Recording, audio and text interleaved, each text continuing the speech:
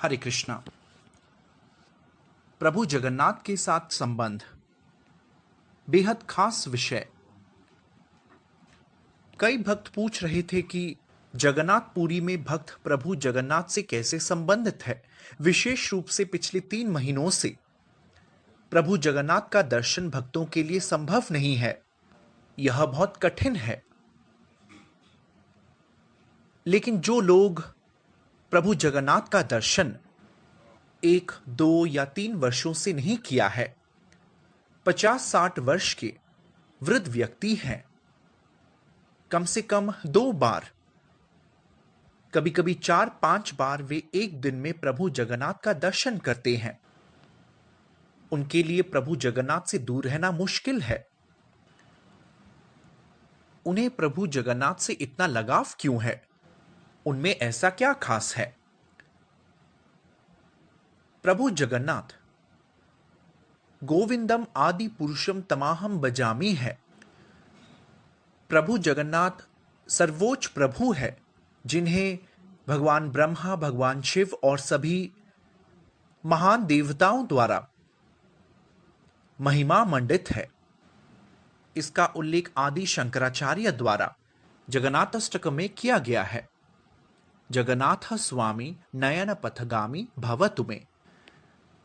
प्रभु जगन्नाथ को न केवल हम जैसे सामान्य जीव द्वारा महिमा की जाती है, महान देवता लगातार प्रभु जगन्नाथ की महिमा कर रहे हैं। प्रभु जगन्नाथ के प्रति ऐसा स्नेह क्षण भर या 1 सेकंड में नहीं आता। जन्म कोटि स्वीकृति न लभ्यते। लाखों जन्मों के बाद भी स्वीकृति। पवित्र कार्य जो हमने किया है, हम नहीं सोच सकते कि हमने बहुत सारे पवित्र कार्य किए हैं, अब प्रभु जगन्नाथ को मैं देख सकता हूं, उन्हें गले लगा सकता हूं। नहीं, उत्कल के महान राजा जगन्नाथपुरी, वे प्रभु जगन्नाथ से इतना लगाव रखते थे। आपने रथ यात्रा पहले भी देखा होगा। आज भी पूरी राजा आकर सड़क पर झाड़ू लगाते हैं। यह बहुत खास है। एक राजा 500 साल पहले महाराज प्रताप रुद्र प्रभु चैतन्य के समय, वह प्रभु चैतन्य से बहुत जुड़े हुए थे, उनसे मिलना चाहते थे, लेकिन प्रभु चैतन्य ने उनसे मिलने की अनुमति नहीं दी। उन्होंने कहा, एक सन्यासी एक राजा से कैसे मिल सकता है जो सांसारिक पदों पर है? मैं नहीं मिलूंगा। लेकिन जब राजा खुद एक साधारण व्यक्ति के रूप में तैयार होकर एक साधारण व्यक्ति बनकर सड़क पर झाड़ू लगा रहे थे, इसे देख चैतन्य महाप्रभु आकर्षित हो गए। राजा की विनम्रता उन्हें आकर्षित किया। प्रभु जगन्नाथ के प्रति आकर्षण, हालांकि वे एक राजा होकर प्रभु के आगमन के लिए सड़क पर झाड़ू लगा रहे हैं, यह चैतन्य महाप्रभु को आकर्षित किया। राजा प्रताप रुद्र, उनके पिता राजा पुरुषोत्तम, महाराजा पुरुषोत्तम, वे उत्कल के बहुत बड़े शक्तिशाली राजा थे। दक्षिण भारतीय राजा ने उनके लिए एक विवाह प्रस्ताव दिया था।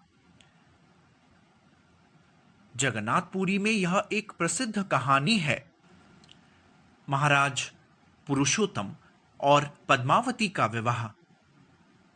पद्मावती दक्षिण भारत के सलवा नरसिंह राय की राजकुमारी थी। तो विवाह से पहले राजा ने अपने मंत्री को राजा और उसका परिवार को जांच करने के लिए भेजा।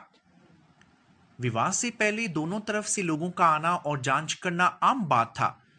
वर और वधू पक्ष, परिवार ठीक से स्थित है या नहीं।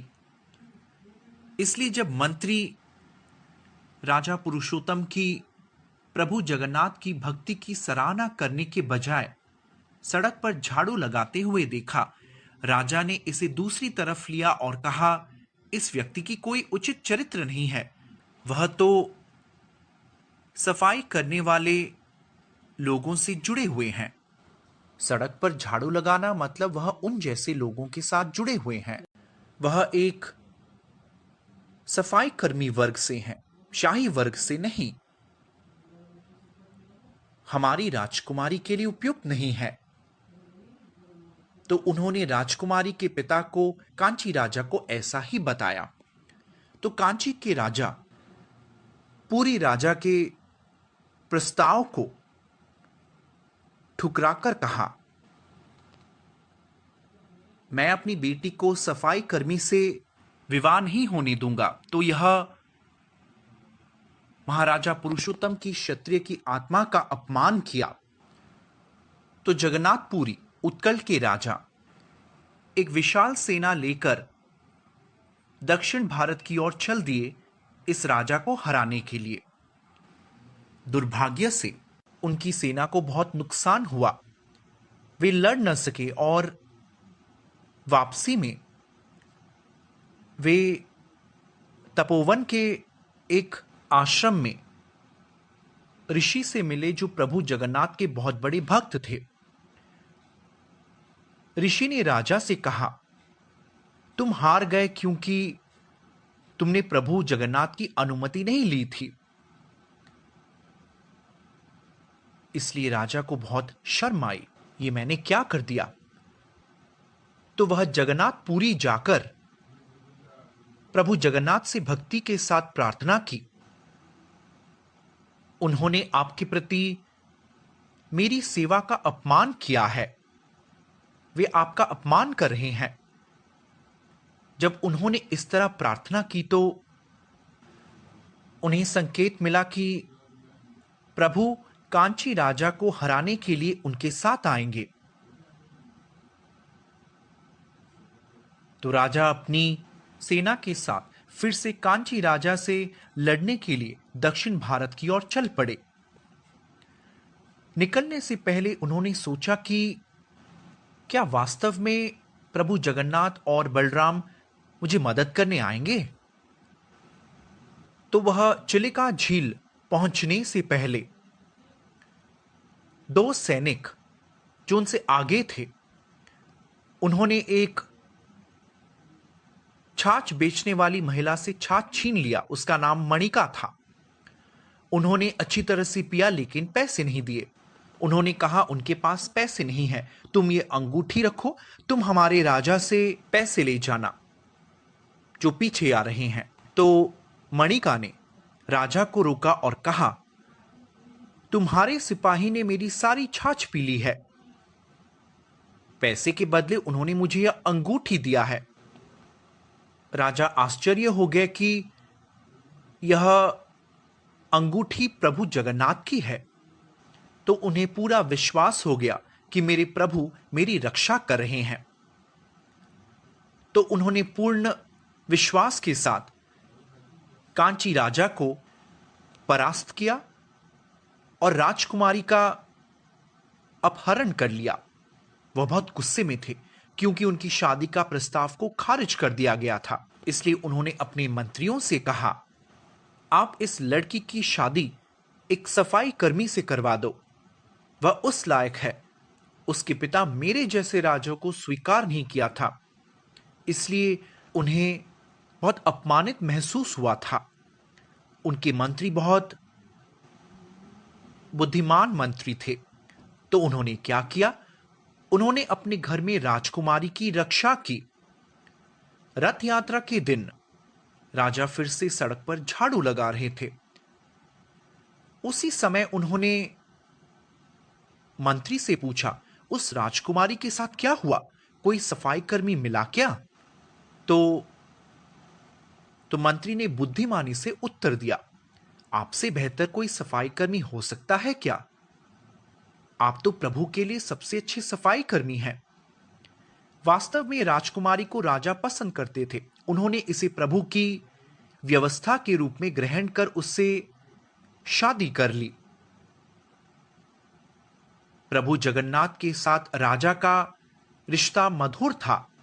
प्रभु तो कांची राजा का परास्त होना और अंत में राजकुमार और राजकुमारी की शादी देखना चाहते थे। तो इस तरह प्रभु के साथ बहुत सारे संबंध है।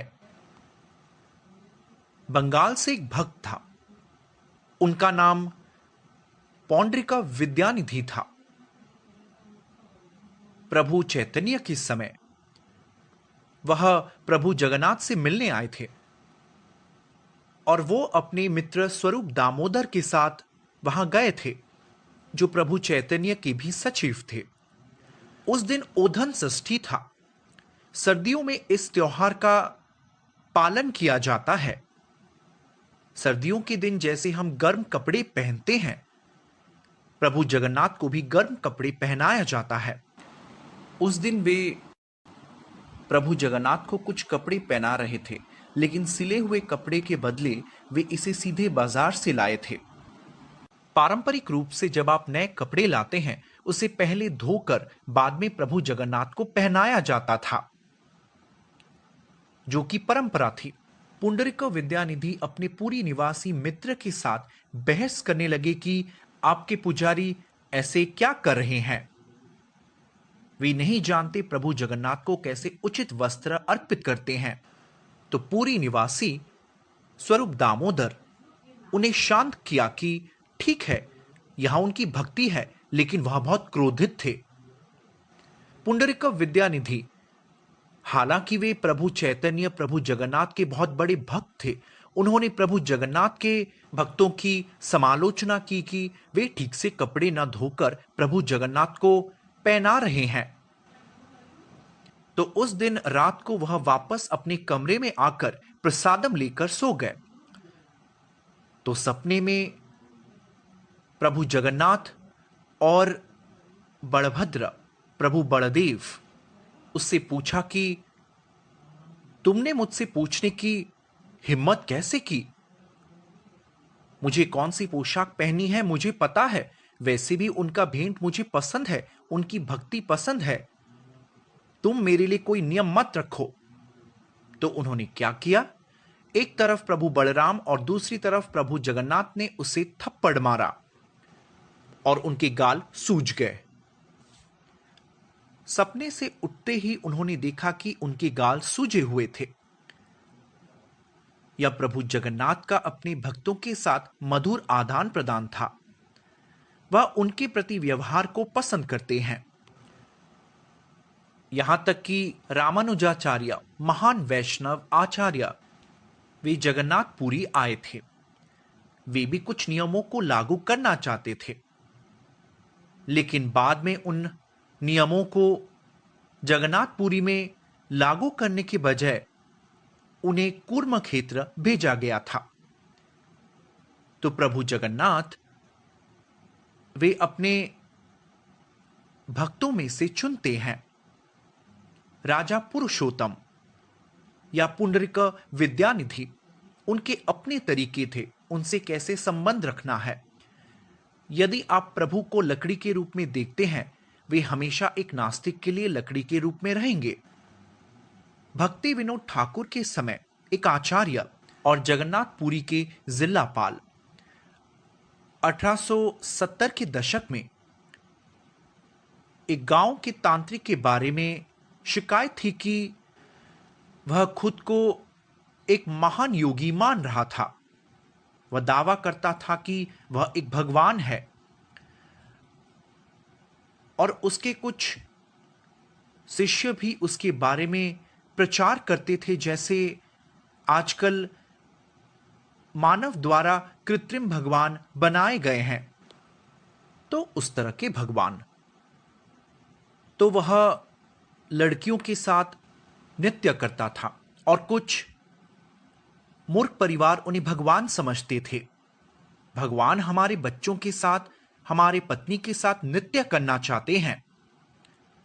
पर कुछ सभ्य लोग भी थे जो उसके जाल में नहीं पड़े। तो उन्होंने ब्रिटिश सरकार से उसके विरुद्ध शिकायत की और ब्रिटिश अधिकारी भक्ति विनोद ठाकुर को धार्मिक व्यक्ति के रूप में जानते थे, तो वह उस स्थिति से निपट लेंगे। इसलिए जिलापाल केदारनाथ दत्त उन्होंने एक सिविल ड्रेस पहना, यहां तक कि कांस्टेबल भी सिविल ड्रेस में थे। वे उस गांव में गए जहां वह तांत्रिक रहता था। तो वह तांत्रिक केदारनाथ दत्त को देखते ही उसे पता चल गया कि यह व्यक्ति मेरी गतिविधियों की जांच करने आया है। तो उसने कहा, ओ केदार बाबू, मुझे पता है आप केदारनाथ दत्त हैं। मैं आपको भारत का राजा बना दूंगा। वह अपनी गतिविधियों की जांच उनसे नहीं करवाना चाहता था। मुझे परेशान मत करो। तो भक्ति विनोद ठाकुर, केदारनाथ दत्त, तो उन्होंने उससे कहा, ओ आप महान योगी हैं, पर आप इस गांव में क्या कर रहे हैं? आप जगन्नाथपुरी आकर वहां क्यों नहीं रह जाते? तांत्रिक ने कहा, ओ प्रभु जगन्नाथ, वह एक लकड़ी है, मैं भगवान हूं। मैं पुरी में आकर क्या करूंगा? जिस क्षण उन्होंने प्रभु जगन्नाथ को लकड़ी और अपने आप को भगवान कहा, उसी क्षण भक्ति विनोद ठाकुर गुस्सा हो गए। वे एक भक्त हैं, लेकिन तांत्रिक विग्रह निंदन कर रहा है। यह मूर्ति नहीं है, यह एक देवता है। देवता भगवान का प्रतिनिधित्व है, पर मूर्ति मृत पत्थर है। तो वे पागल होकर कांस्टेबल से कहा, इस मूर्ख को गिरफ्तार करो। तो उसे गिरफ्तार किया गया। गिरफ्तार होने के बाद भक्ति विनोद ठाकुर की पत्नी, उन्हें पता चला कि यह विष्णु अवतार, इस भगवान को उनके पति ने गिरफ्तार कर लिया है। तो उन्होंने कहा, आपने प्रभु विष्णु को गिरफ्तार किया, हम सब पीड़ित होंगे। और ऐसा हुआ कि उस योगी को जिन कांस्टेबलों ने गिरफ्तार किया था, भक्ति विनोद ठाकुर और सभी को तेज बुखार हुआ। और सभी को बुखार होते ही लोग सोचने लगे, ओ वास्तव में वह भगवान है। तो भक्ति विनोद ठाकुर ने कहा, हम सब मर जाएंगे, लेकिन इस दुष्ट को दंडित किया जाना चाहिए, क्योंकि भगवान का एक शुद्ध भक्त, वास्तविक आध्यात्मिक गुरु, देवता, भगवान और दुनिया एवं धोखेबाज और नकली लोगों के बीच का अंतर जानता है। योगी, तांत्रिक और भगवान भक्तों द्वारा एक निर्दोष व्यक्ति बहक सकता है। वह तो भेदभाव नहीं कर सकता, लेकिन भगवान के शुद्ध भक्त को धोखा नहीं दिया जा सकता। तो योगी को अदालत में पेश किया गया। उसके लंबे बाल थे। आमतौर पर तांत्रिकों के लंबे बालों में कुछ शक्ति होती है। फिर भक्ति विनोद ठाकुर ने नाई को उसके बाल काटने को कहा, लेकिन उसे छूने की किसी की हिम्मत न थी। तो भक्ति विनोद ठाकुर ने खुद आकर बाल काट दिए और वह तथाकथित योगी नीचे गिर गया। वह कहीं से कुछ जहर पाने में कामयाब हुआ और अगले 6 महीनों में उसने जेल में आत्महत्या कर ली। एक व्यक्ति जो प्रभु जगन्नाथ को लकड़ी के रूप में देखता है, भले ही उसके पास कोई रहस्यमयी शक्ति या कुछ गतिविधियां हो, वह लोगों को भ्रमित कर सकता है, पर वह भगवान के शुद्ध भक्त को छू नहीं सकता। एक शुद्ध भक्त प्रभु जगन्नाथ के साथ हमेशा व्यक्तिगत संबंध रखता है। प्रभु जगन्नाथ प्रत्येक जीव का प्रतिदान करते हैं। मुसलमान भक्तों के लिए भी जब प्रभु जगन्नाथ का रथ यात्रा को रोक दिया गया था, उड़ीसा में एक मुसलमान भक्त ने याचिका रखी कि रथ यात्रा होनी चाहिए। लगभग 300-400 साल पहले प्रभु जगन्नाथ के एक भक्त थे, वह मुसलमान था। भगवान चैतन्य के शिष्य हरिदास ठाकुर, वह एक दिन में 160-170 राउंड, लगभग 3 लाख बार हरे कृष्ण नाम का जाप करते थे। पर क्योंकि वह मुसलमान थे, वह रथ यात्रा के समय प्रभु जगन्नाथ को दूर से देखते थे या वह सुदर्शन चक्र को देखते थे जिसे प्रभु चैतन्य ने सलाह दी थी, और वह खुद भगवान चैतन्य से हर रोज महाप्रसाद प्राप्त करते थे, तो प्रभु जगन्नाथ भक्त की इच्छा के अनुसार प्रतिदान करते हैं। और भक्त इतने विनम्र है, वह मुसलमान भक्त कभी नहीं सोचा कि मैं भक्त हूं लेकिन मैं जगन्नाथ मंदिर के अंदर नहीं जा सकता। भले ही भगवान भेदभाव नहीं करते, पर उस समय की सामाजिक व्यवस्था बहुत अनुकूल नहीं था, अर्थात वे जाकर लड़ते नहीं थे कि मैं भक्त हूं, मैं जगन्नाथ मंदिर के अंदर कूद जाऊंगा। वे ऐसा कभी नहीं करेंगे।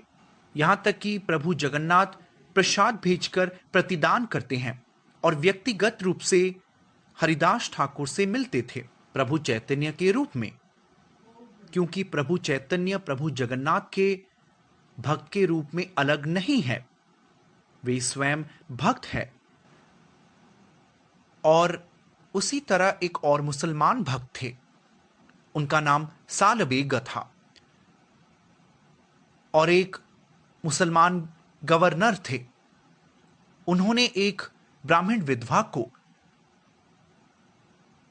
जबरन शादी कर ली और शादी के बाद उनका एक बेटा हुआ जिसका नाम सालबेग था, और उसे सेना में प्रशिक्षण दिया गया। प्रशिक्षण के बाद वह अपने पिता के साथ एक युद्ध के दौरान बहुत अधिक घायल हो गए और वह अपनी मां के पास आए जो प्रभु जगन्नाथ के भक्त थे, और वह रोज उनका नाम का जाप करते थे। तो उन्होंने उसे प्रभु जगन्नाथ के नाम का जाप करने की सलाह दी और वे प्रभु जगन्नाथ के बहुत बड़े भक्त बन गए। लेकिन हम जानते हैं कि जगन्नाथपुरी में केवल हिंदुओं को ही मंदिर के अंदर जाने की अनुमति है। सालबेग के पिता मुसलमान और उनकी मां एक ब्राह्मण महिला थी, फिर भी उन्हें अनुमति नहीं थी। इसलिए वे वृंदावन जाकर भक्तों से जुड़े, जहां हिंदू मुसलमान वैष्णव में कोई भेदभाव नहीं है, इसलिए वह उनके साथ जुड़ते ही प्रभु जगन्नाथ के लीला भगवत गीता में भगवान कृष्ण के गहरे रहस्यों के बारे में जाना। वार्षिक रथ यात्रा होने पर वह उसमें शामिल होना चाहते थे, क्योंकि रथ यात्रा के समय जगन्नाथ मंदिर के अंदर जाने में जो सक्षम नहीं होते, प्रभु स्वयं आकर उन्हें दर्शन देते हैं और भक्त संतुष्ट होते हैं। इसलिए वह वृंदावन से जगन्नाथपुरी तक लंबी दूरी की यात्रा करते थे। रास्ते में वह बहुत थक जाते और नहीं आ पाते। रथ यात्रा शुरू हो जाती और उन्हें लगता था कि रथ यात्रा समाप्त हो जाएगी और मैं प्रभु से नहीं मिल सका। इसलिए प्रभु जगन्नाथ ने उनके लिए प्रतिक्रिया रखी।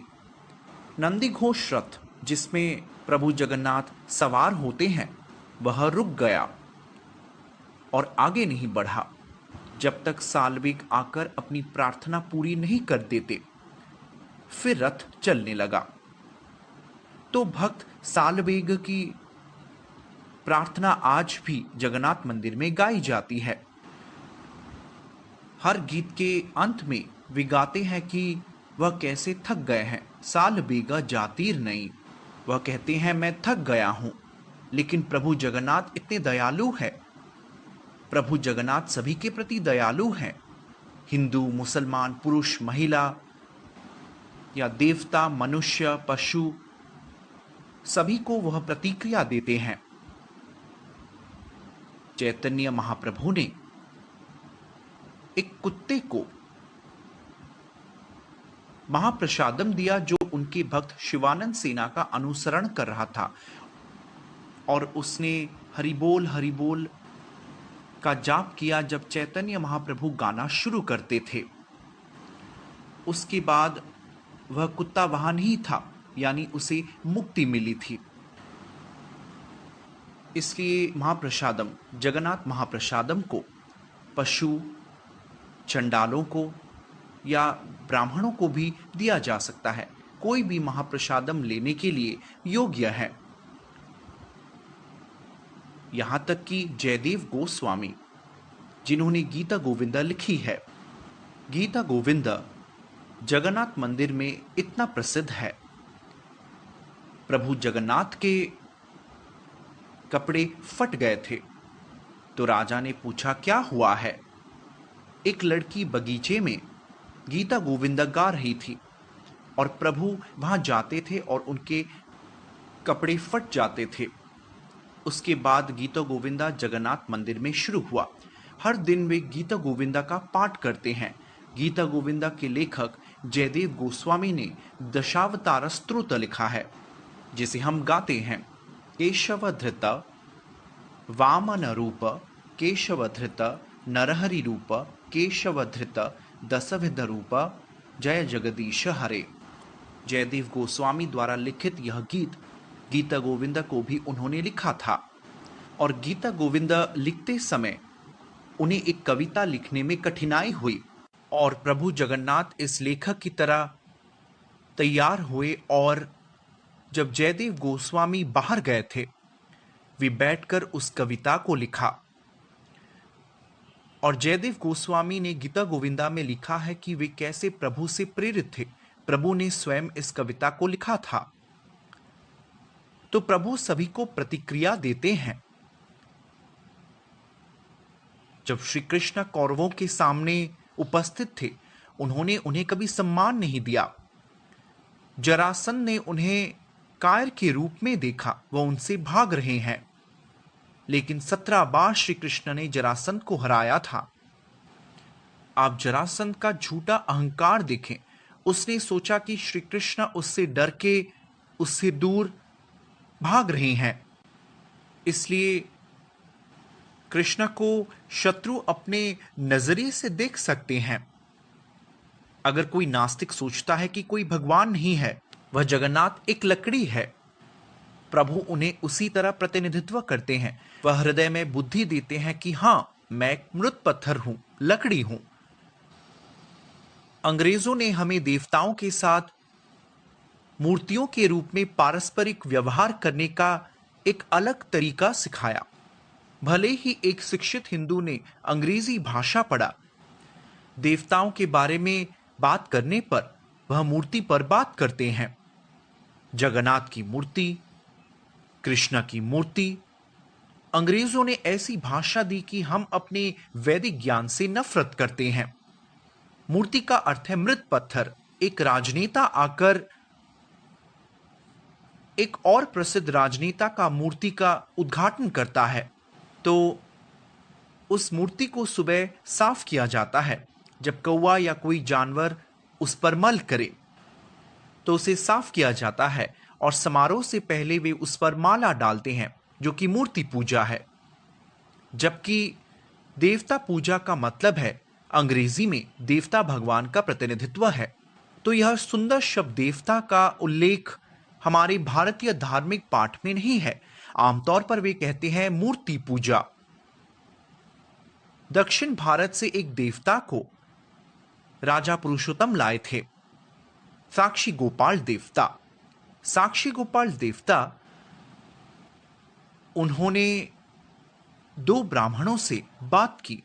वे वृंदावन गए थे और वहां उन्होंने गोपाल देवता से बात की। तो बुजुर्ग ब्राह्मण गोपाल देवता के सामने वादा किया, क्योंकि वह बहुत खुश थे कि युवा ब्राह्मण, हालांकि वह गरीब था, उसका हृदय निर्मल और वह प्रभु का बहुत बड़ा भक्त था। उस पर संतुष्ट होकर उन्होंने कहा, मेरी बेटी तुमसे शादी करेगी। तो गरीब ब्राह्मण ने कहा, आपने देवता के सामने बात की है, जरा सावधान रहें, देवता के सामने वादा मत कीजिए। उन्होंने कहा, नहीं नहीं, मेरी बेटी तुमसे शादी करेगी। तो उन्होंने प्रभु को साक्षी बनाया। वे गांव वापस आए तो गांव में सभी ने उस वृद्ध के बेटे को मजबूर किया कि तुम चुप रहो, तुम नहीं जानते। उसकी पत्नी ने उसे ब्लैकमेल किया कि यदि शादी की बात होगी तो हम आत्महत्या कर लेंगे, और उन्होंने उसे चुप कराया। वह वृद्ध आदमी चुप हो गया, लेकिन वह लड़का जानता था कि देवता के सामने किया हुआ वादा पूरा ना करना एक अपराध है। तो वह लड़का उस वृद्ध आदमी के पास गया, पर उसके बेटों ने उसे भगा दिया। तो वह गांव के अधिकारियों के पास जाकर कहा, मुझे धोखा दिया जा रहा है, उन्होंने कहा, क्या सबूत है? उसके बाद उस ब्राह्मण के बेटे ने कहा, अगर आप देवता की गवाही देते हैं तो हमारी बेटी आपसे विवाह करेगी। तो यह छोटा लड़का फिर से वृंदावन गया। उसने प्रभु से कहा, प्रभु, आप कृपया साक्षी के रूप में आए। तो देवता ने कहा, मैं कैसे आ सकता हूं? क्या तुमने कभी देवता को चलते हुए देखा है? बालक ने कहा, जब देवता बोल सकते हैं वह क्यों नहीं चल सकते? तो प्रभु मुस्कुराकर कहा, हां, मैं एक शर्त पर तुम्हारे साथ आऊंगा। रोज तुम्हें मुझे कुछ चावल देना होगा, और जब तुम चलते हुए जाओगे तुम पीछे मुड़ के मत देखना। तो उसने ऐसा ही किया, और जब वह लगभग अपने गांव पहुंचा तो उसने पीछे मुड़कर देखा कि देवता नहीं आए हैं, वह कभी आगे ही नहीं आए। उन्होंने कहा, तुम गांव के लोगों को लेकर आओ। तो वे सभी आ गए और वह साक्षी बन गए, साक्षी गोपाल। साक्षी गोपाल देवता, वह देवता अभी जगन्नाथपुरी से 20 किलोमीटर की दूरी में है, और पूरे क्षेत्र को पुरी जिले का सत्यवादी ब्लॉक कहा जाता है। सत्यवादी अर्थात वक्ता, जो सच बोलते हैं। इसलिए देवता वह हमेशा प्रतिक्रिया दे सकते हैं, बोल सकते हैं, महसूस कर सकते हैं, सभी परिस्थितियों में भक्तों की रक्षा करते हैं। प्रभु जगन्नाथ का एक भक्त था, और प्रभु उनके साथ कटहल खाना चाहते थे। तो वह उन्हें जगाया और उससे कहा, कृपया जगन्नाथ वल्लभ उद्यान में आओ। वहां एक बगीचा था, लेकिन इसे अभी पार्किंग क्षेत्र में परिवर्तित कर दिया गया है। लेकिन उन दिनों एक बड़ा बगीचा था, जगन्नाथ वल्लभ बगीचा। कई फलों के पेड़ वहां थे। इसलिए प्रभु जगन्नाथ अपने भक्तों को लेकर कटहल की चोरी करते थे। और जब राजा के सैनिक आ गए तो प्रभु जगन्नाथ अदृश्य हो गए। सैनिकों ने भक्त को पकड़कर राजा के पास ले गए। राजा ने उसे गिरफ्तार किया। तो भक्त ने कहा, मैं कभी नहीं आया था, प्रभु मुझे यहां लेकर आए। लेकिन उन्होंने उस पर विश्वास नहीं किया। जब उन्होंने उसे दंडित किया, प्रभु जगन्नाथ सपने में आकर कहा, नहीं नहीं, मैं केवल कटहल चोरी करने गया था, मैं चाहता था कोई मेरे साथ रहे। इसलिए प्रभु चोरी करते हुए भी अपने भक्तों की महिमा करते हैं। प्रभु जगन्नाथ के कई लीलाएं हैं। भक्त गांव से आकर कुछ फल या कुछ नारियल चढ़ाते थे। वह सुदर्शन चक्र को दिखाकर वहां से गायब हो जाते। तो प्रभु जगन्नाथ व्यक्तिगत रूप से प्रतिदान करते थे। बहुत भक्त थे जो प्रभु जगन्नाथ के दर्शन के लिए आए। गुरु नानक आए, रामानुजाचार्य आए। एक्वेरियम गॉस्पेल में एक बयान है कैसे जीसस क्राइस्ट जगन्नाथ पुरी आकर रथ यात्रा में भाग लिया, और वह कथन जगन्नाथ परिचय पुस्तक में भी दर्ज है, जो जगन्नाथ मंदिर में उपलब्ध है। इस तरह कई महान आचार्य आए।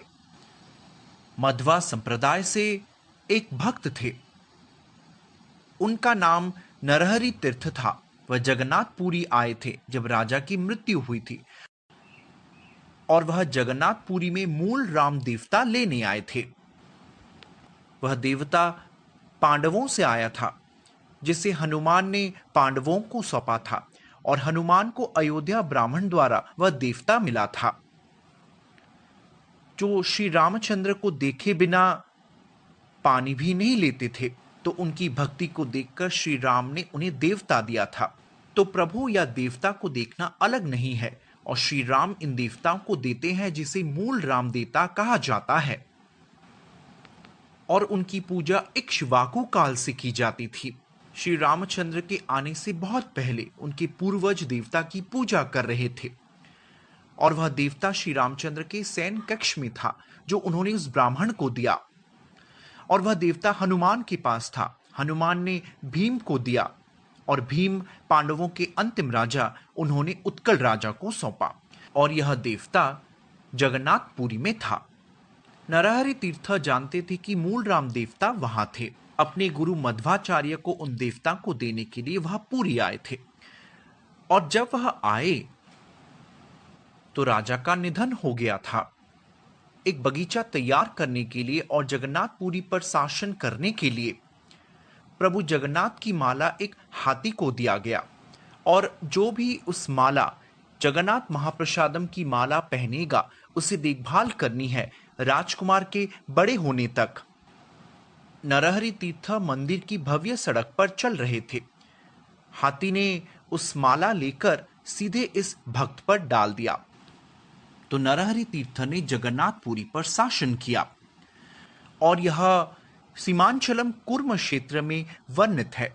मंदिर पर उन्होंने लिखा है कैसे नरहरि तीर्थ कुछ समय के लिए इस स्थान पर शासन किया, और उनके शिष्य एक राजकुमार थे।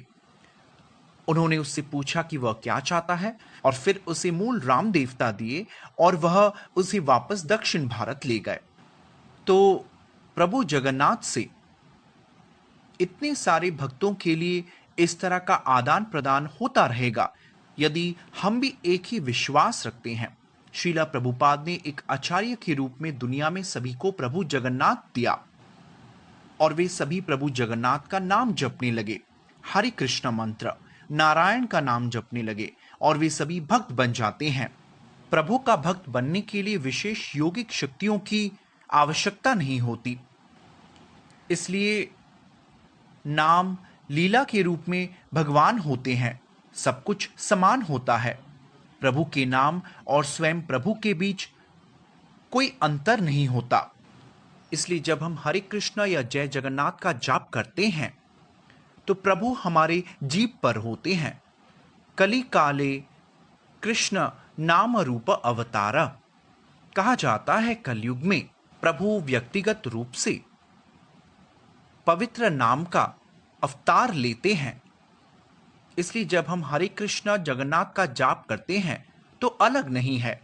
प्रभु जगन्नाथ को आमने सामने नहीं देख पाते, तब भी हम जय जगन्नाथ या हरे कृष्ण का जाप कर सकते हैं और उनकी उपस्थिति को महसूस कर सकते हैं। कहा जाता है कलियुग में प्रभु के पवित्र नाम का जाप करके कलि संतरण उपनिषद में हरे नाम हरे नाम एव केवलम कलौ नास्तैव नास्तैव गतिर अन्यथा। तो कलयुग में प्रभु के पवित्र नाम का जाप करने से आपको मुक्ति मिलेगी। इसलिए आप प्रभु जगन्नाथ को देखने की कोशिश करें।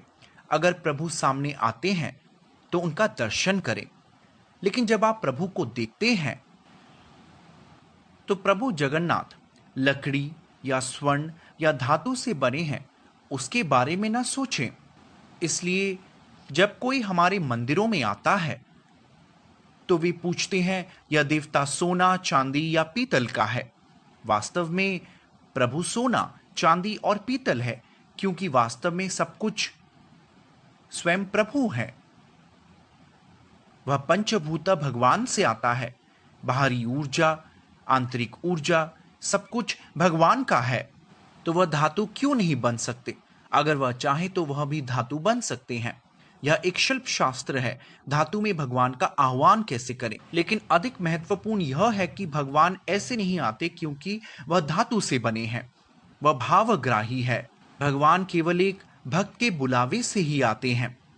जब कोई भक्त पुकारता है वह भीतर से आते हैं। प्रभु चैतन्य के एक भक्त थे जो हमेशा प्रभु जगन्नाथ का ध्यान करते थे। चैतन्य महाप्रभु स्वयं प्रभु जगन्नाथ का ध्यान करते थे। प्रभु चैतन्य महाप्रभु के गुरु, उनके परम गुरु माधवेंद्र पुरी, वे अपने सपने में आए देवता के आदेश अनुसार प्रभु जगन्नाथ के पास आए। उन्हें पूरी जाने को कहा गया था। प्रभु को एक अच्छा चंदन का लकड़ी अर्पित किया जाता था। अगर तुम उसे लाकर मेरे शरीर पर प्रयोग करते हो तो मेरा शरीर ठंडा हो जाएगा। तो माधवेंद्र पुरी वृंदावन से जगन्नाथपुरी तक यात्रा की। तो बालेश्वर में रेमुणा नामक एक स्थान है। वहां पर वह गोपीनाथ के प्रसाद का स्वाद लेना चाहते थे। वहां प्रभु को प्रसाद चढ़ाते समय उन्होंने सोचा कि मैं इसे खाना चाहता हूं, लेकिन उन्होंने महसूस किया कि उन्होंने अपराध किया है। प्रभु को प्रसाद चढ़ाते समय मैं कैसे सोच सकता हूं कि मैं इसे खाना चाहता हूं। उन्हें शर्मिंदगी महसूस हुई, तो वह मंदिर से चले गए और एक कोने में बैठकर प्रभु का नाम जाप किया। इसलिए प्रभु ने उस खीर को चुराकर अंदर छिपा दिया और रात को पुजारी को जगाकर कहा, मैंने थोड़ा खीर, पायस, मीठे चावल मेरे भक्त माधवेंद्र पुरी के लिए चोरी की है, कृपया जाकर उसे दे दें। तो पुजारी जाग गए और रोते रोते वह माधवेंद्र पुरी को ढूंढा। हे माधवेंद्र पुरी, हे माधवेंद्र पुरी, तुम कहाँ हो? तुम भाग्यशाली हो कि प्रभु ने तुम्हारे लिए खीर चुराई है। उन्होंने माधवेंद्र पुरी को खीर दिया और माधवेंद्र पुरी बहुत खुश हुए और उन्होंने महाप्रसाद लिया। और उस दिन से गोपीनाथ देवता को खीरचोरा गोपीनाथ कहा जाता है। तो आप एक भक्त की मनोवृत्ति देखें। प्रसाद लेने के बाद उन्होंने सोचा, अब मेरे आसपास के लोग सोचने लगेंगे कि यह माधवेंद्र पुरी इतना महान भक्त है कि भगवान ने इसके लिए चोरी की है, तो वे आकर मेरी सराहना करेंगे। उसी रात ही वे रेमुणा छोड़कर जगन्नाथपुरी आ गए। तो वह भक्त का स्वभाव है, वह किसी के द्वारा महिमा मंडित नहीं होना चाहता, वह सिर्फ प्रभु के साथ व्यक्तिगत संबंध चाहता है। जब वे जगन्नाथपुरी आए तो बस एक भक्त को देखकर हर कोई समझ सकता है कि वह एक महान भक्त है। माधवेंद्र पुरी की गतिविधियों, उनकी विनम्रता को देखकर जगन्नाथपुरी के लोग पहचान गए कि वे एक महान भक्त हैं। उनको पूरा सम्मान दिया। कभी कभी इस तरह की घटिया नकल नवजात भक्तों द्वारा भी की जाती है। माधवेंद्र पुरी बहुत महान भक्त थे। भगवान को देखकर उनकी आंखों में आंसू आ जाते थे, प्रभु चैतन्य की तरह जो प्रभु जगन्नाथ पर ध्यान करते थे। और भक्त वैसे ही देखते हैं। माधवेंद्र पुरी या प्रभु चैतन्य प्रभु जगन्नाथ को देखते थे और उन्हें देखते ही आंसू आ जाते थे। और प्रभु जगन्नाथ की आंखें तुलना की गई है कमल के फूल से, और चैतन्य महाप्रभु की आंखें मधुमक्खी की तरह। मधुमक्खी जिस तरह फूल से शहद निकालती है, वैसे ही प्रभु चैतन्य की आंखें प्रभु जगन्नाथ को ढूंढती थी। और वह प्रभु जगन्नाथ पर इतना गहरा ध्यान करते थे। मान लीजिए अगर वही नकल एक नवजात भक्त द्वारा की जाती है, यदि आप महाभाव अवस्था, भक्ति अवस्था में हैं, तो आप भौतिक दुनिया के बारे में चिंतित नहीं है, आप अवैध कार्यों में संलग्न नहीं है, काम, क्रोध, लोभ, मद, मत्सर्य। लेकिन एक सस्ता भक्त महान भक्त का अनुकरण करता है, वह उनकी तरह व्यवहार करने की नकल करता है। हो सकता है आप एक महान भक्त की तरह नकल कर रहे हो, लेकिन प्रभु तो हृदय में है। उन्हें पता चल जाएगा कि आप सस्ता नकल कर रहे हैं या आप उनके शुद्ध भक्त हैं। प्रभु के शुद्ध भक्त का व्यवहार हमेशा आकर्षित करता है। उसी तरह नवजात भक्त भी कुछ सस्ते लोगों को आकर्षित करता है, लेकिन एक महान भक्त कभी नकल नहीं करता। प्रभु जगन्नाथ श्री कृष्ण के प्रति आकर्षण होना स्वाभाविक गुण है। इसलिए माधवेंद्र पुरी की भक्ति पुरी के निवासियों को आकर्षित किया। तो उन्हें पता चला कि वृंदावन में उनके देवता एक मूल चंदन चाहते हैं और उन्होंने उसे वृंदावन ले जाने की सभी व्यवस्था की। इसलिए चंदन की लकड़ी के साथ माधवेंद्र पुरी रेमुणा चले गए और वहां से वृंदावन, मथुरा लौट गए। लेकिन प्रभु सपने में आकर गोपीनाथ, खीराचोरा गोपीनाथ देवता को उसी चंदन की लकड़ी का लेप लगाने को कहा और वह परंपरा अब भी जारी है। आप भी प्रभु जगन्नाथ के साथ आदान प्रदान कर सकते हैं। सनातन गोस्वामी प्रभु चैतन्य के महान अनुयायी थे, प्रभु जगन्नाथ के महान भक्त थे, लेकिन उन्होंने सोचा वह जगन्नाथ मंदिर जाने के योग्य नहीं है, क्योंकि उन्होंने मुसलमान राजा के साथ काम किया था। वह जाति से ब्राह्मण थे, लेकिन उनकी विनम्रता यह थी कि उन्होंने कभी नहीं सोचा कि वे महान भक्त थे। वह कभी जगन्नाथ मंदिर के सामने नहीं गए, यह सोचकर कि उनकी उपस्थिति अन्य जगन्नाथ सेवकों को दूषित कर सकती है। तो 500 साल पहले चैतन्य महाप्रभु को एक टोटा गोपीनाथ मंदिर में उनसे मिलने के लिए वह आसानी से जगन्नाथ मंदिर के सामने जाने के बजाय वह रेत के समुद्र तट पर चलते हुए गए और उनके पैर जल गए थे। इसे देख चैतन्य महाप्रभु ने सनातन गोस्वामी का महिमा मंडन किया कि उनका आदर्श चरित्र भक्ति है जो अद्वितीय है। कुछ लोग हैं जो भक्ति के बारे में जानते हैं लेकिन उपदेश नहीं दे पाते। कुछ प्रचार करते हैं पर अभ्यास करना नहीं जानते, आचार और प्रचार। लेकिन सनातन गोस्वामी आचार अभ्यास करते हैं और अपने व्यक्तिगत व्यवहार से उपदेश देते हैं। व्यक्तिगत रूप से पालन करने से बेहतर उपदेश नहीं होता। तो हम गोस्वामी के, प्रभु चैतन्य गोस्वामी के अनुयायी के रूप में हमारे आचार्य भक्ति सिद्धांत सरस्वती ठाकुर शीला प्रभुपाद, हम भी उसी तरह प्रार्थना करना चाहते हैं कि हम सभी विनम्र बने रहें, प्रभु जगन्नाथ से प्रार्थना करके कि कृपया हमें नाम प्रसिद्धि के आकर्षण से बचाएं। और यदि आप भक्त बनना चाहते हैं, प्रभु नाम का जप करते हैं और कोई हमारे महान भक्त होने का महिमा करते हैं तो हम बहक जाते हैं। यदि हम प्रभु की कुछ महिमा देखते हैं या प्रार्थना करते हैं या कुछ भी चीज़, तो हमें बहकना नहीं चाहिए, बल्कि प्रभु जगन्नाथ से कुछ आशीर्वाद लेने की हमें ज़रूरत है। इस तरह भक्त के कई सारे लीला हैं जिसे हम चर्चा करते रहेंगे, लेकिन समय की कमी है, फिर कभी चर्चा करेंगे। जय जगन्नाथ। हरे कृष्णा।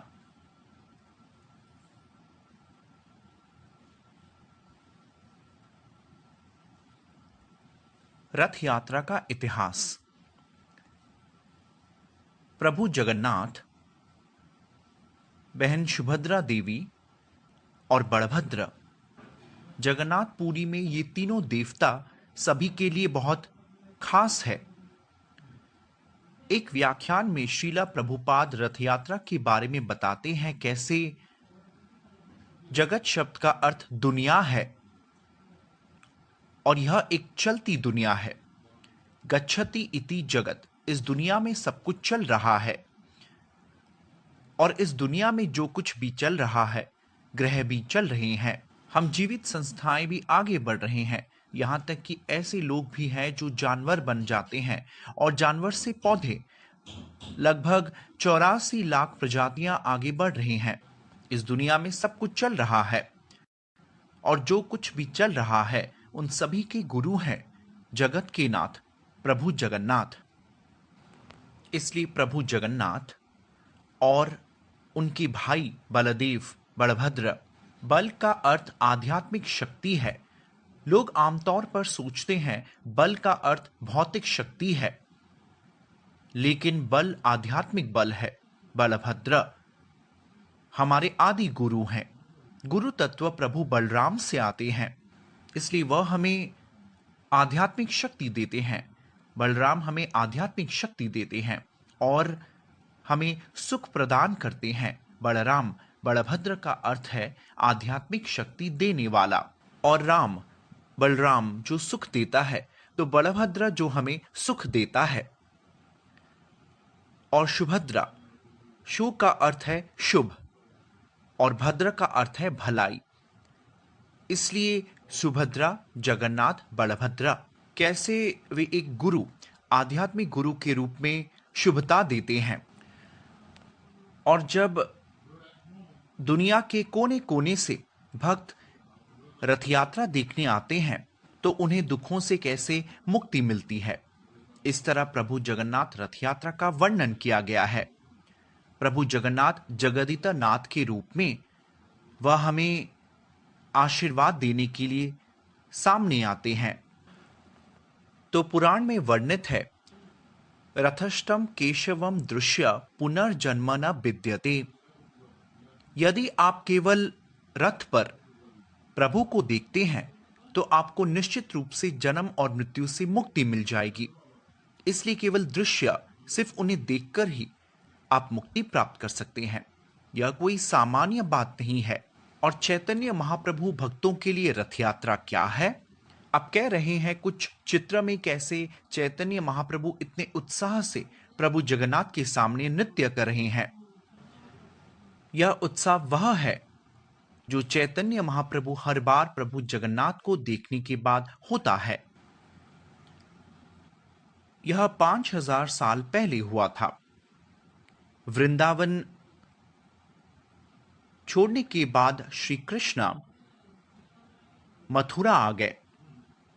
वह कुछ वर्षों तक मथुरा में रहे और जब जरासंध और कई राजाओं ने आक्रमण करना शुरू किया, उन्होंने सोचा यह रहने के लिए सही जगह नहीं है, इसलिए वह खुद को द्वारका में स्थानांतरित कर दिए। और द्वीप पर अब जानते हैं द्वारका कैसे बनाया गया था। अभी आप द्वारका को समंदर के पास देख सकते हैं। तो वह द्वारका में रह रहे थे और महाराज नंद को खबर मिली कि किसी ग्रहण के दौरान वासुदेव, कृष्णा और हर कोई कुरुक्षेत्र आ रहे हैं। कुरुक्षेत्र एक तीर्थ स्थान है। प्रभु परशुराम राजाओं को मारने के बाद वहां आए थे और कुछ झील बनाई गई थी, तो लोग वहां तीर्थ यात्रा के रूप में आते थे और कृष्ण भी अपने साथियों के साथ गए थे और वे वासुदेव और अपनी सभी रानियों के साथ वहां गए थे। जाने से पहले श्री कृष्णा ने समाचार भेजा, तो कृष्ण के सभी मित्र ने कहा, ओ कृष्णा आ रहे हैं, और वृंदावन से वे बैलगाड़ियों पर कुरुक्षेत्र की ओर बढ़ने लगे और कृष्ण की सभी पसंदीदा चीजों को तैयार किया। कई वर्षों से कृष्ण को देखने के लिए वे इंतजार कर रहे थे। उन्होंने कहा था वह वापस आएंगे, लेकिन कभी वापस नहीं आए। इसलिए कई वर्षों के बाद कृष्ण को देखने के लिए वृंदावन वासी, ब्रजवासियों की मनोदशा, यह रथ यात्रा का मनोदशा है। रथ यात्रा कृष्ण को, जगन्नाथ को देख रहे हैं। वृंदावन वासियों की मनोदशा में जब सभी वृंदावन वासी कुरुक्षेत्र पहुंचे तो वे कृष्ण को नहीं देख सके, क्योंकि कृष्ण अपने सैनिकों, हाथी घोड़ों के साथ वहां आए हैं। इसलिए वे सभी इंतजार कर रहे हैं कृष्ण से मिलने के लिए। इसलिए कृष्ण को देखने के लिए वे शिविरों की ओर जाते हैं और एक शिविर में प्रवेश करते ही उन्होंने कृष्ण को द्वारकाधीश के रूप में बैठे हुए देखा और वहां अन्य सभी मंत्री के रूप में बैठे हैं, क्योंकि वहां राजा है। और वे उम्मीद कर रहे थे कि एक छोटा बालक वहां दौड़ रहा होगा। उनके नटखट कृष्ण की प्रतीक्षा कर रहे थे और वहां वे एक राजकुमार को देख रहे हैं। अब वह द्वारकाधीश राजा है। तो भले ही वे कृष्ण को देखकर बहुत खुश हैं, लेकिन उनकी किसी तरह की भावना थी कि कृष्णा अब एक राजा बन चुके हैं, लेकिन हम तुम्हें अपने घर के बालक, अपने गांव के बालक के रूप में देखना चाहते हैं। वे उन्हें द्वारकाधीश कृष्ण के रूप में नहीं, वृंदावन कृष्ण के रूप में देखना चाहते थे। वे कृष्ण को वृंदावन ले जाना चाहते थे। तुम चलो। तो चैतन्य महाप्रभु, हालांकि वह सर्वोच्च प्रभु है, लेकिन वह वृंदावन निवासियों की भूमिका निभा रहे थे राधा रानी के रूप में। और प्रभु जगन्नाथ के सामने नृत्य करते समय उन्हें लग रहा था, अब वह सोच रहे हैं, कृष्ण तुम अब एक राजा हो, हम तुम्हें देखकर बहुत खुश हैं, लेकिन तुम कृपया हमारे साथ वृंदावन आओ। और उस मनोदशा चैतन्य महाप्रभु प्रदर्शित करते हैं। सुभद्रा देवी, भाई बलदेव और प्रभु जगन्नाथ वे सभी एक साथ बैठे हैं और खींच कर कह रहे हैं, कृपया वृंदावन आ जाओ। इसलिए श्री क्षेत्र जगन्नाथपुरी है और इसे द्वारका की तरह माना जाता है, जहाँ कृष्ण के पास बहुत सारे ऐश्वर्य हैं और चैतन्य महाप्रभु उन्हें गुंडीचा मंदिर ले जा रहे थे। इसे उड़ीसा में गुंडीचा यात्रा कहते हैं। यदि आपने प्रसिद्ध रथ यात्रा देखा होगा, लेकिन उड़ीसा में इसे गुंडीचा यात्रा कहा जाता है। वे उन्हें गुंडीचा ले जाना चाहते हैं और गुंडीचा मंदिर को वृंदावन की तरह माना जाता है और वे सभी उन्हें नीलाचला या द्वारका से सुंदरचला या वृंदावन की ओर ले जा रहे हैं, जो द्वारका में है। गुंडीचा मंदिर में जब वह यात्रा कर रहे हैं, यह ऐश्वर्य लीला की तरह है। जगन्नाथ के साथ बहुत सारे ऐश्वर्य है और वह वात्सल्य माधुर्य लेना चाहते हैं। उस वृंदावन में लीला अपने परिवार के साथ राजा के रूप में नहीं, बल्कि एक साधारण मित्र या पुत्र के रूप में आनंद लेना चाहते हैं। इसलिए चैतन्य चरितामृत में रथ यात्रा के बारे में उल्लेख किया गया है और चैतन्य महाप्रभु के अनुयायियों के रूप में प्रभु चैतन्य प्रभु जगन्नाथ के सामने नृत्य कर रहे थे। हम प्रभु जगन्नाथ के भक्तों के रूप में प्रभु के सामने नृत्य और गायन में भाग लेना चाहेंगे। इसलिए हर वर्ष यही रथ यात्रा के बाद बहुत प्रसाद वितरण होता है। इसलिए हम भी प्रसाद वितरण में भाग लेंगे चैतन्य महाप्रभु के भक्तों के रूप में। जब वे प्रभु जगन्नाथ के सामने नृत्य करते थे, उन्हें लगता था कि आप मेरे प्रभु हैं, आप मुझे भूल गए हैं और मैं आपको फिर से चाहता हूं। वही मनोदशा वो प्रदर्शित करते थे और प्रभु स्वयं नृत्य करना चाहते थे। कई कीर्तन दल शामिल होते थे जब प्रभु चैतन्य नृत्य करते थे। इसे देखकर प्रभु जगन्नाथ बहुत प्रसन्न होते थे और संकीर्तन के दौरान विशेष रूप से प्रसन्न होते थे। और कभी-कभी प्रभु जगन्नाथ जब चैतन्य महाप्रभु नृत्य कर रहे थे, तब प्रभु जगन्नाथ निश्चल होकर चैतन्य महाप्रभु के प्रदर्शन को देख रहे थे और प्रभु चैतन्य वह सूर्य की तरह दिखाई देते थे। उनके नृत्य से मानो पहाड़ हिल रहे थे और कृष्ण के लिए वह प्रेम वास्तव में वह आनंद थे और इससे चैतन्य महाप्रभु के शारीरिक रंग की विशेषताओं को बदल देता था और उनके सर पर बाल खड़े हो जाते थे। वह रो रहे थे, वह कांप रहे थे। चैतन्य महाप्रभु कभी-कभी गिर जाते थे और लगता है मानो एक स्वर्ण पर्वत नीचे गिर रहा हो। उस समय नित्यानंद प्रभु उन्हें पीछे से पकड़ लेते थे और जैसे ही रथ यात्रा गुंडीचा मंदिर की ओर बढ़ता है, तो चैतन्य महाप्रभु अधिक से अधिक आनंदित होते थे और भीड़ से उन्हें रक्षा करने के लिए भक्त लगभग 3 सर्कल बनाते थे और उस सर्कल में चैतन्य महाप्रभु हर्षोल्लास से नृत्य करते थे। जैसे कृष्ण की रास लीला, कृष्णा एक गोपी के साथ नृत्य कर रहे थे और दूसरी गोपियां सोचते थे कि कृष्ण सिर्फ उनके साथ नृत्य कर रहे हैं, दूसरों के साथ नहीं। उसी तरह की लीला चैतन्य महाप्रभु प्रभु जगन्नाथ के सामने संकीर्तन में करते थे। बहुत सारे सर्कल हैं, वह सभी संकीर्तन करते हैं, लेकिन हर सर्कल सोचता था कि चैतन्य महाप्रभु उनके साथ हैं, दूसरों के साथ नहीं, क्योंकि दूसरों के लिए वह दिखाई नहीं देते थे। इसलिए चैतन्य महाप्रभु ने जगन्नाथपुरी में यह लीला की और चैतन्य महाप्रभु के सभी लक्षण भक्तों में भी दिखाई देने लगे और कभी-कभी उनके दांत थर्राने लगता था। वह जगन्नाथ ठीक से ना कह पाते। जगन्नाथ कहने के बजाय वह कहते थे ज ज ग ग ना ना ज जग जगन्नाथ। उसी तरह कोई पूरी तरह से भावुक होने पर कहता है और यह भौतिक भावनाएं नहीं होती, यह आध्यात्मिक भावना होती है। यह एक भाव महाभाव स्थिति है। कभी कभी शरीर गुलाबी हो जाती है, उनके हाथ सख्त हो जाते थे, कभी कभी वह नीचे गिर जाते थे यह रथ यात्रा में चैतन्य महाप्रभु का परमानंद है। और जब प्रभु का रथ जगन्नाथ मंदिर से गुंडीचा मंदिर तक पहुंचता है, मौसीमा मंदिर है। मौसीमा मंदिर प्रभु जगन्नाथ की मौसी का घर है। वहां रथ रुक जाता है और एक जगह है बलगंडी, जहां बहुत प्रसाद वितरण होता है और उस स्थान से हम भी बहुत सारे प्रसाद वितरित करते हैं। विप्रस्थाना नामक एक जगह है जहां ब्राह्मण खाना पकाकर प्रभु जगन्नाथ को चढ़ाते हैं। और प्रभु का प्रसाद चढ़ाने के लिए कोई सख्त नियम नहीं था। दुनिया भर से लोग आते थे, 500 साल पहले भी, और वे प्रभु जगन्नाथ को भोजन देते थे और वही परंपरा अब भी जारी है।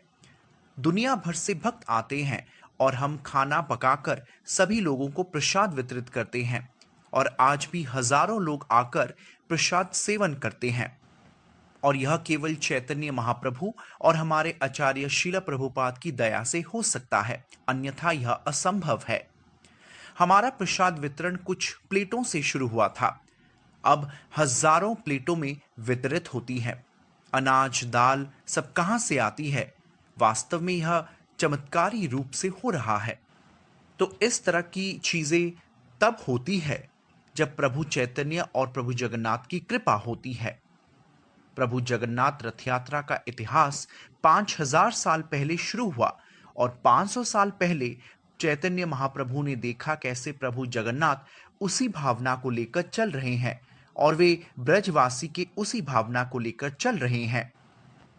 इसलिए हमें समझना होगा कि हमारे हृदय में प्रभु जगन्नाथ कैसे परमात्मा के रूप में विराजमान करते हैं। हमारा शरीर भी हृदय में प्रभु को ले जाने वाले रथ की तरह है। और जब प्रभु हृदय में होते हैं, हमें याद रखना होगा कि हमारे अंदर भगवान है, लेकिन हम हर जगह भगवान को ढूंढते हैं, लेकिन भगवान हमारे भीतर है। हाँ, आप आंतरिक या बाहरी रूप से भगवान को ढूंढ सकते हैं, लेकिन भगवान भक्तों को दिखाई देंगे जब वह एक और भक्त का पालन कर रहे हैं। कृष्णा कभी भी उस व्यक्ति के लिए उपलब्ध नहीं होते जो स्वतंत्र रूप से केवल प्रभु जगन्नाथ को देखना चाहते हैं। वह सिर्फ अपने भक्तों के जरिए उन्हें देखना चाहते हैं। और रथ यात्रा की यह लीला हर साल पुरी में देखी जा सकती है। न केवल 5000 साल पहले, 2000 साल पहले यह कहा जाता है कि पश्चिमी दुनिया के लोग जिन्होंने देखा है, कुछ किताबें कहता है कैसे पश्चिमी लोग आकर प्रभु जगन्नाथ रथ यात्रा को देखा है। और प्रभु जगन्नाथ का रथ यात्रा पुरी में भी देखी जाती है। तो कबीर आए थे, गुरु नानक आए थे, तुलसीदास आए थे, कई महान आचार्य यहाँ आए थे, रामानुजाचार्य आए थे, मध्वाचार्य के शिष्य आए थे, आदि शंकराचार्य ने गोवर्धन मठ यहाँ स्थापित किया था। आज पूरे भारत में 4 मठों में से एक के रूप में 4 धाम, जगन्नाथ धाम आज बहुत प्रसिद्ध है और 3 धाम है, बद्रीनाथ, द्वारका और रामेश्वरम।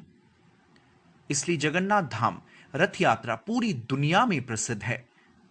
यह इतनी प्रसिद्ध है कि आप केवल रथ यात्रा के बारे में सोच सकते हैं, अर्थात प्रभु रथ पर जा रहे हैं, बस यह सोचकर भी आप मुक्त हो सकते हैं।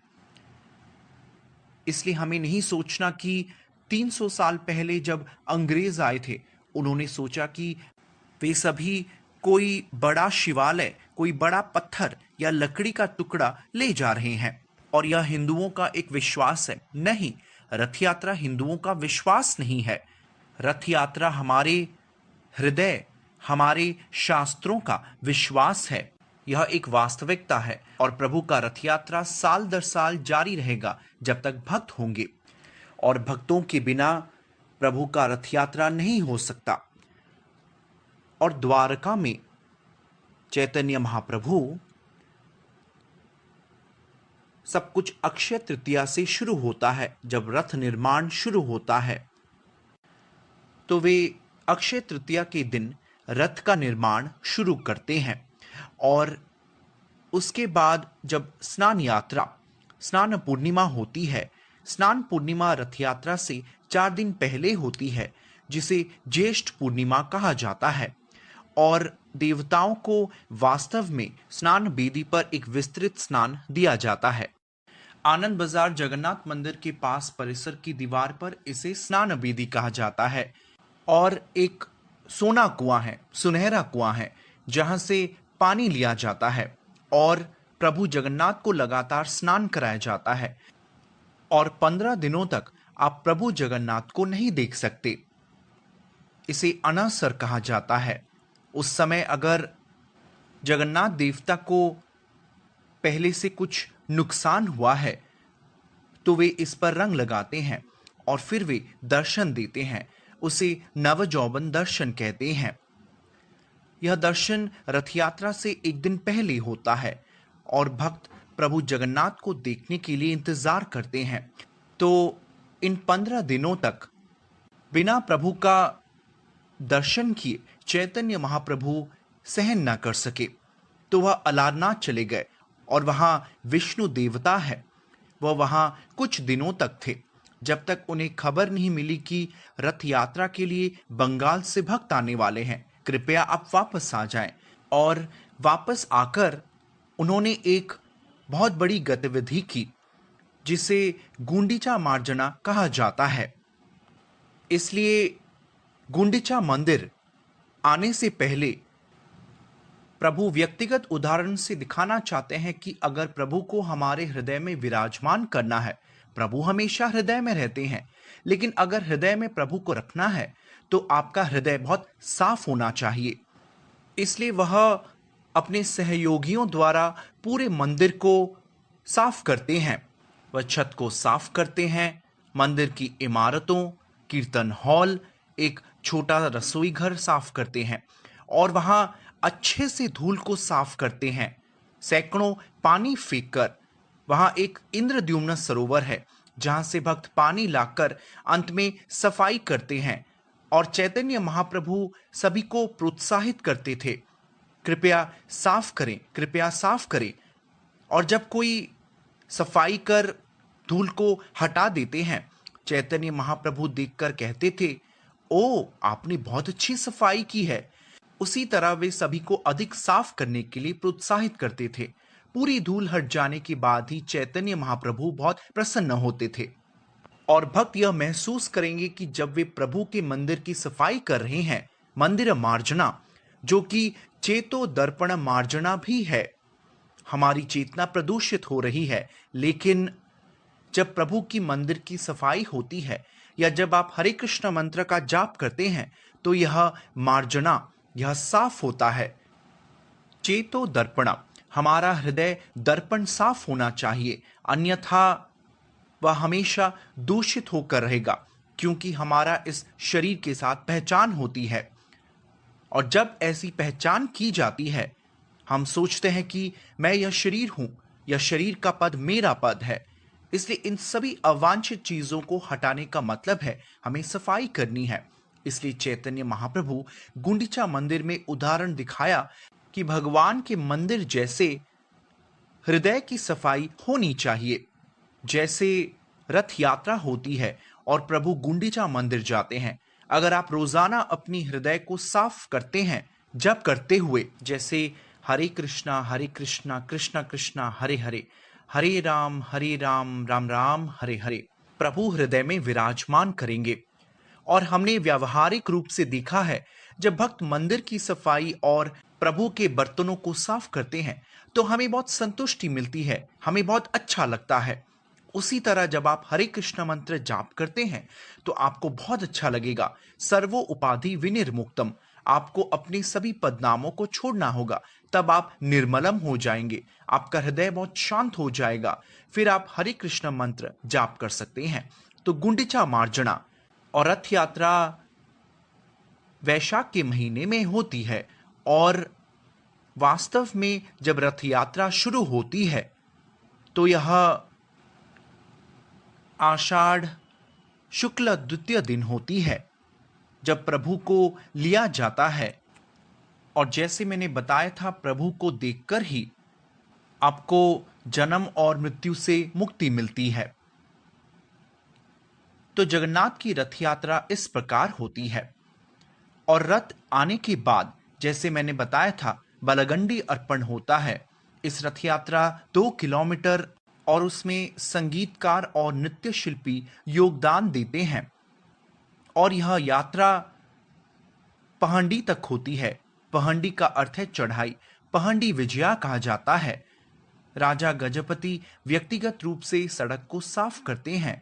वास्तव में अब आपने देखा होगा, रथ यात्रा के दौरान पूरी राजा गजपति सड़क को साफ करते हैं। यह 500 साल पहले हुआ था। जब हम चित्रों में भी देखते हैं कि प्रताप रुद्र 500 साल पहले कैसे राजा प्रताप रुद्र, जो एक राजा थे और व्यक्तिगत रूप से रथ को साफ करते थे, रथ यात्रा नजदीक आते ही वह साफ करने लग जाते। केवल औपचारिकता के लिए नहीं, यह वास्तव में सफाई है। और गजपति राजा सुनहरे झाड़ू से सफाई करते थे और चैतन्य महाप्रभु प्रताप रुद्र को देखकर उनकी सेवा स्वीकार कर ली। अन्यथा वह कभी भी सांसारिक राजा से मिलना नहीं चाहते थे, जो सांसारिक मामलों के साथ जुड़े हुए थे, क्योंकि चैतन्य महाप्रभु एक सन्यासी है। अब भी प्रताप रुद्र देव के वंशज कर रहे हैं और वे एक भव्य संकीर्तन का आयोजन करते हैं। और जब रथ यात्रा शुरू होता है, बलदेव रथ को तालध्वज कहा जाता है, तो तालध्वज चलना शुरू होता है और उसके बाद सुभद्रा देवी का रथ, सबसे पहले बलभद्र, फिर सुभद्रा देवी और नंदीघोष रथ के बाद विभिन्न प्रकार के भोजन स्टॉप होती है और यह जनता को भी दी जाती है। गुंडीचा मंदिर पहुंचने के बाद रथ यात्रा की विशेषता यह है कि कुछ आजकल के टीवी कार्यक्रम, कुछ टीवी शोज में जगन्नाथ परंपराओं में यह हजारों साल से हो रहा है। जब लक्ष्मी देवी के साथ प्रभु जगन्नाथ का विवाह होता है, तो लक्ष्मी देवी को रुक्मिणी के रूप में सजाया जाता है और विवाह के बाद स्नान पूर्णिमा होती है। वह लक्ष्मी देवी से अनुमति लेते हैं कि मैं रथ यात्रा के बाद वापस आऊंगा, मैं वृंदावन जा रहा हूं, मैं 3 दिन के लिए जाऊंगा और फिर वापस आऊंगा। 3 दिन के बाद भी वह वापस नहीं आते, तो लक्ष्मी देवी के सेवक बहुत क्रोधित होते हैं। क्योंकि लक्ष्मी देवी क्रोधित होती है, तो हीरा पंचमी नामक एक समारोह होता है और यह 5वें दिन में होती है और लक्ष्मी देवी अपने पति की चिंता करती है। जैसे आमतौर पर कोई पति कहीं बाहर गया होता है और वह घर वापस नहीं आते, तो पत्नी के साथ उनके रिश्तेदार भी नाराज हो जाते हैं। तो लक्ष्मी देवी उस तरह की भूमिका ग्रहण करती है, वह नाराज हो जाती है और ऐसा 500 साल पहले हुआ था। बहुत गुस्से में होती है, तो वह वैसे नहीं आती और लक्ष्मी देवी के सेवक वास्तव में प्रभु जगन्नाथ सेवकों को शारीरिक रूप से बांधकर उन्हें मारते हैं। तो यह लीला 500 साल पहले हुआ था और यह हर साल आज भी हो रहा है। और जब वे मार रहे थे, तो चैतन्य महाप्रभु हंस रहे थे और चैतन्य महाप्रभु के कुछ अन्य सहयोगी, उन्होंने कहा कि हमने सत्यभामा को देखा है जो कृष्ण से लड़ रही थी और वह कृष्ण से परेशान थी और वह रोएगी। वे कहते थे कि हमने रानियों को देखा है जो कृष्ण से परेशान है, लेकिन हमने लक्ष्मी जैसी रानी नहीं देखी जो आकर अपने पति के सेवकों के साथ लड़ रही है। इसलिए वे सभी हंस रहे हैं। और उस समय श्रीवास, जो प्रभु चैतन्य के भक्त थे, जो नारद के अंश में से एक थे, वह लक्ष्मी देवी के समर्थक थे और वह अक्सर यह कहते थे कि ऐसा कोई कैसे कर सकता है। विवाह के कुछ दिनों के बाद कोई कहेगा कि मैं घर जाकर लौट आऊंगा, पर वह वापस नहीं आते। इसलिए लक्ष्मी देवी का क्रोधित होना उचित था। इसलिए चैतन्य महाप्रभु ने कहा, वैसे भी श्रीवास, आप अपनी मां को नहीं त्याग सकते, क्योंकि श्रीवास नारद मुनि का प्रतिनिधित्व कर रहे हैं।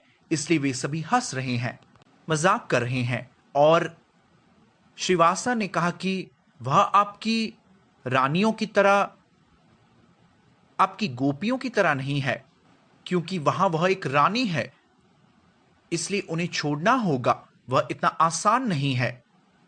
इसलिए वृंदावन निवासी स्वरूप दामोदर व वृंदावन निवासी का प्रतिनिधित्व कर रहे थे। उन्होंने कहा, नहीं श्रीवासा, वहां लक्ष्मी सहस्र शत संभ्रम सेव्यमानम, वृंदावन के गोपियां भी लक्ष्मी है और वे कृष्ण की सेवा कर रहे हैं, और वृंदावन में भी बहुत सारे ऐश्वर्य है, लेकिन यह ऐश्वर्य एक माधुर्य लीला है, यह ऐश्वर्य लीला नहीं है। इसलिए सब कुछ वृंदावन में भी है, लेकिन यह प्रेम और भक्ति से होता है, लेकिन भय से नहीं। वैकुंठ ग्रह में अधिक श्रद्धा और सम्मान है, और फिर दास्य रस, लेकिन वृंदावन में दास्या, साख्या, माधुर्य और वात्सल्य जैसे यह रस वृंदावन लीला में अधिक है। तो यह 500 साल पहले हुआ था और यह हर साल होता है। रथ यात्रा के 5वें दिन को हेरा पंचमी कहा जाता है, और हेरा पंचमी के बाद बाहुड़ा यात्रा होती है। और बाहुड़ा यात्रा है गुंडिचा मंदिर से लौट आना। और जब वे गुंडिचा मंदिर से लौट रहे हैं तो प्रभु जगन्नाथ का रथ भोग लेने के लिए रुकता है मौसीमा मंदिर में, जो प्रभु जगन्नाथ की मौसी का मंदिर है, मौसी का घर। और फिर वे लौट जाते हैं। लौट जाने के बाद कुछ दिनों के लिए प्रभु वहां रहते हैं, और फिर एकादशी होती है, और अगले दिन एक बहुत ही विशेष पेय प्रस्तुत होता है जिसे अधरपणा कहा जाता है। यह एक विशेष पेय है। और उसके बाद सुनाबेसा होता है। सुनाबेसो के दिन प्रभु को रथ यात्रा से अधिक स्वर्ण आभूषणों से सजाया जाता है। उड़ीसा और बंगाल में यह बहुत प्रसिद्ध है। लोग सिर्फ प्रभु का दर्शन के लिए आते हैं, और उसके बाद यह उल्लेख किया जाता है कि प्रभु कैसे मंदिर में प्रवेश करते हैं, जिसे नीलाद्री विजय कहा जाता है। तो प्रभु अंदर जाते हैं, और उस दिन क्योंकि लक्ष्मी देवी क्रोधित थी, वह उन्हें बहुत सारी मिठाइयां, रसगुल्ला पेश करते हैं, जिसे प्रभु जगन्नाथ अर्पित करते हैं, और फिर वह जगन्नाथ मंदिर में प्रवेश करते हैं। इसलिए रथ यात्रा की महिमा के बारे में बताया गया है कि यदि कोई व्यक्ति, जैसे मैंने कहा था, केवल रथम केशवम दृश्य, केवल प्रभु को रथ में देखकर पुनर्जन्मा न विद्यते, आपको फिर से जन्म लेने की आवश्यकता नहीं है। यह विशेषता हमें भविष्य पुराण में लेनी होगी। ऐसा कहा जाता है, एक व्यक्ति के पास कोई योग्यता नहीं है, वह निम्न वर्ग के परिवार में जन्म हुआ है। देखा जाए तो निम्न या उच्च वर्ग जैसा कुछ भी नहीं होता, लेकिन एक व्यक्ति की पापी गतिविधियों को निम्न वर्ग के रूप में माना जाता है। भले ही वह प्रभु का दर्शन करता है तो वह वैकुंठ उच्च ऐश्वर्य में जा सकता है। इसलिए पहली रथ यात्रा का इतिहास पहले इंद्रद्युम्न द्वारा शुरू किया गया था। हम जानते हैं राजा इंद्रद्युम्न महाराज, उन्होंने एक सपना देखा था, और सपने में उन्होंने नीलमाधव देवता को देखा, और वह प्रभु को अपने स्थान पर देखना चाहते थे। इसलिए वह नीलमाधव की तलाश में आए, और नीलमाधव देवता गायब हो गए, और समुद्र में उन्हें एक बड़ा लकड़ी मिला था। इसलिए इस महासागर को महोदधि महासागर भी कहा जाता है, क्योंकि शंख चक्र उस लकड़ी वह चक्र तीर्थ में आया। जगन्नाथपुरी में समुद्र के एक तरफ को चक्र तीर्थ रोड कहा जाता है, दूसरी तरफ को बीच रोड कहा जाता है। चक्र तीर्थ रोड एक ऐसी जगह है जहां वे कहते हैं रथ निर्माण हुआ था। रथ की लकड़ी तो नहीं, मुख्य दारू जिससे देवता बनते हैं, वह लकड़ी वहां पहुंचा था, और उसके बाद कोई भी इसे काटने में सक्षम नहीं था। फिर विश्वकर्मा एक बूढ़े व्यक्ति के रूप में आए, और उन्होंने कहा, यदि आप दरवाजा नहीं खोलते तो मैं काट कर प्रभु को बना सकता हूं। इसलिए उन्होंने जगन्नाथ, बलदेव और सुभद्रा को बनाने की योजना बनाई थी। लेकिन राजा भावनाओं को नियंत्रित नहीं कर सके और उन्होंने दरवाजा खोल दिया और मूर्तिकार गायब हो गया और उन्होंने जगन्नाथ, बलदेव, सुभद्रा देवी को दिखा और यह भी बताया गया कि उन्हें चिंता करने की जरूरत नहीं, क्योंकि प्रभु उस तरह प्रकट होना चाहते थे और प्रभु बहुत दयालु है। वह अपनी बड़ी आंखों से सभी को आशीर्वाद देना चाहते हैं। वह किसी का दोष नहीं देखते। जैसे चैतन्य महाप्रभु एक भक्त के रूप में दया दिखाते हैं, उसी तरह एक सर्वोच्च प्रभु के रूप में प्रभु जगन्नाथ सभी पर दया कर रहे हैं। वह अमीर गरीब या काले गोरे या किसी भी देश के बीच कोई भेदभाव नहीं करते। इसलिए जब शीला प्रभुपाद ने मंदिरों की स्थापना की तो उन्होंने सबसे पहले गुरु गौरांग पूजा की स्थापना की। उसी पूजा से उन्होंने कहा कि प्रभु जगन्नाथ की पूजा आदिवासियों सबर द्वारा भी की जाती है। उन्हें उच्च श्रेणी के पुजारी या ब्राह्मण नहीं माना जाता, लेकिन प्रभु जगन्नाथ ने उस पूजा को स्वीकार कर लिया।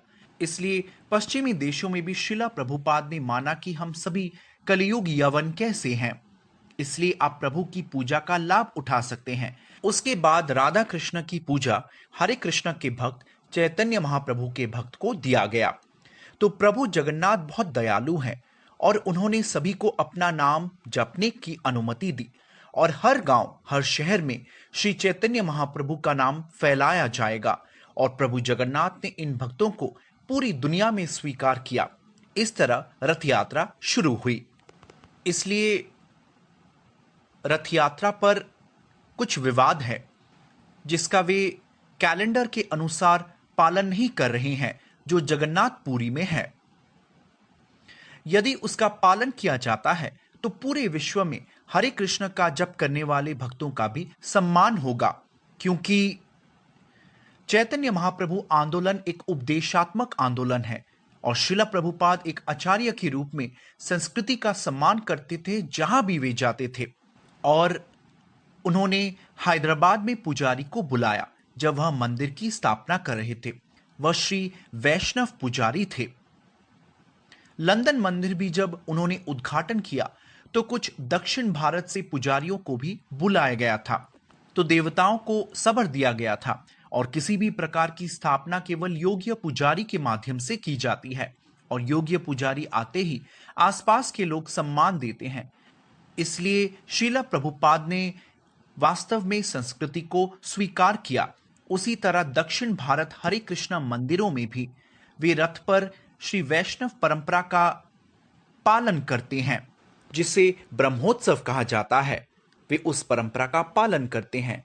इसलिए हमें भी प्रभु जगन्नाथ संस्कृति और उनके सेवकों का भी सम्मान करना चाहिए। जब हम ऐसा करते हैं तो वे एक आचार्य और चैतन्य महाप्रभु अनुयायियों का सम्मान करते हैं। असम्मान करना नहीं चाहिए। हालांकि आचार्य शिला प्रभुपाद ने रथ यात्रा दुनिया के दूसरे हिस्से में शुरू किया था। उनका कैलेंडर पूरी तरह से अलग है। वहां बहुत अधिक ठंड या गर्मी होगी।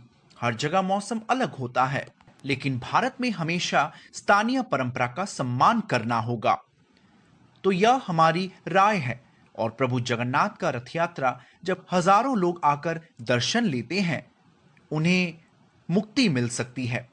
इस तरह मैं प्रभु जगन्नाथ और रथ यात्रा के बारे में आगे और भी अधिक चर्चा जारी रखूंगा। बहुत जल्दी हम रथ यात्रा देखने वाले हैं। आने वाली कक्षाओं में हम प्रभु जगन्नाथ के बारे में और अधिक चर्चा करेंगे। धन्यवाद। जय जगन्नाथ।